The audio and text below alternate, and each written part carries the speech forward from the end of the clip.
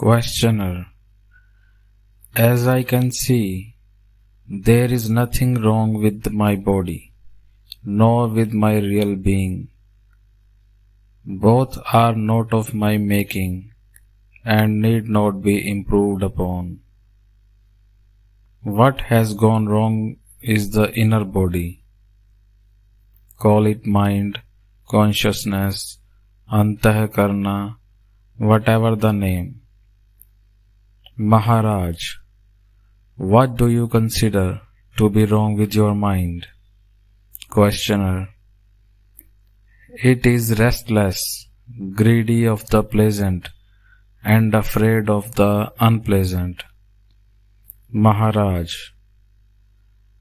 what is wrong with it seeking the pleasant and shirking the unpleasant? Between the banks of pain and pleasure, the river of life flows. It is only when the mind refuses to flow with life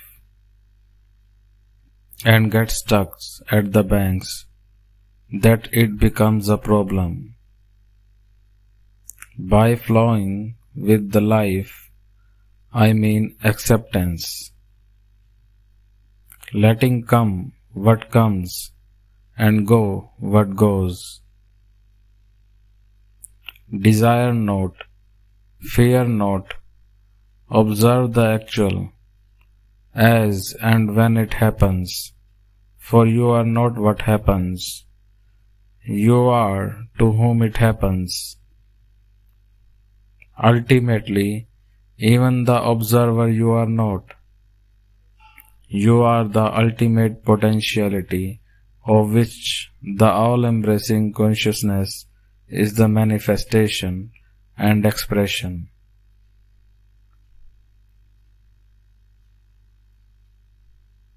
Questioner: Yet, between the body and the self, there lies a cloud of thoughts and feelings, which neither serve the body nor the self. These thoughts and feelings are flimsy, transient, and meaningless, mere mental dust that blinds and chokes, yet they are there, obscuring and destroying. Maharaj, surely the memory of an event cannot pass for the event itself, nor can the anticipation. There is something exceptional, unique about the present event, which the previous or the coming do not have. There is a livingness about it, an actuality. It stands out as if illumined. There is a stamp of reality on the actual, which the past and future do not have. Questioner: What gives the present that stamp of reality? Maharaj, there is nothing peculiar in the present event to make it different from the past and future. For a moment, the past was actual, and the future will become so. What makes the present so different? Obviously, my presence. I am real, for I am always now, in the present, and what is with me now shares in my reality. The past is in memory, the future in imagination. There is nothing in the present event itself that makes it stand out as real. It may be some simple, periodical occurrence like the striking of the clock.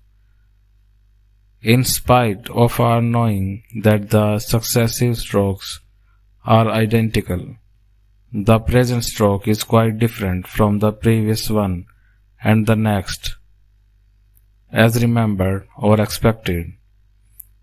A thing focused in the now is with me, for I am ever present, It is my own reality that I impart to the present event. Questioner. But we deal with things remembered as if they were real. Maharaj. We consider memories only when they come into the present. The forgotten is not counted until one is reminded, which implies bringing into the now. Questioner. Yes, I can see there is in the now some unknown factor that gives momentary reality to the transient actuality. Maharaj.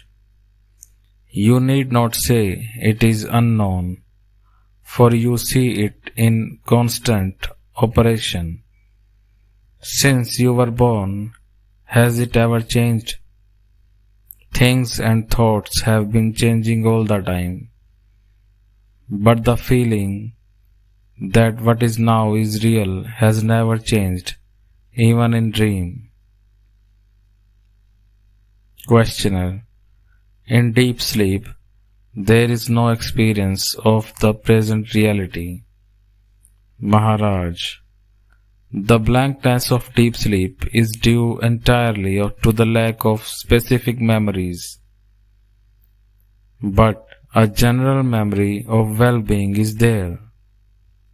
There is a difference in feeling when we say, I was deeply asleep, from I was absent. Questioner. We shall repeat the question we began with. Between life's source and life's expression, which is the body, there is the mind and its ever-changeful states. The stream of mental states is endless, meaningless, and painful. Pain is the constant factor. What we call pleasure is but a gap, an interval between two painful states. Desire and fear are the weft and warp of living, and both are made of pain. Our question is, can there be a happy mind? Maharaj. Desire is the memory of pleasure and fear is the memory of pain. Both make the mind restless. Moments of pleasure are merely gaps in the stream of pain. How can the mind be happy? Questioner. That is true when we desire pleasure or expect pain, but there are moments of unexpected, unanticipated joy, pure joy, uncontaminated by desire, unsought, undeserved, God-given. Maharaj. Still, joy is joy only against a background of pain. Questioner. Is pain a cosmic fact or purely mental? Maharaj. The universe is complete, and where there is completeness, where nothing lacks, what can give pain? Questioner. The universe may be complete as a whole, but incomplete in details. Maharaj. A part of the whole seen in relation to the whole is also complete. Only when seen in isolation, it becomes deficient and thus a seat of pain. What makes for isolation? Question. Limitations. Questioner. Limitations of the mind, of course. The mind cannot see the whole for the part. Maharaj. Good enough. The mind, by its very nature, divides and opposes. Can there be some other mind which unites and harmonizes, which sees the whole in the part and the part as totally related to the whole? Questioner. The other mind, where to look for it? Maharaj.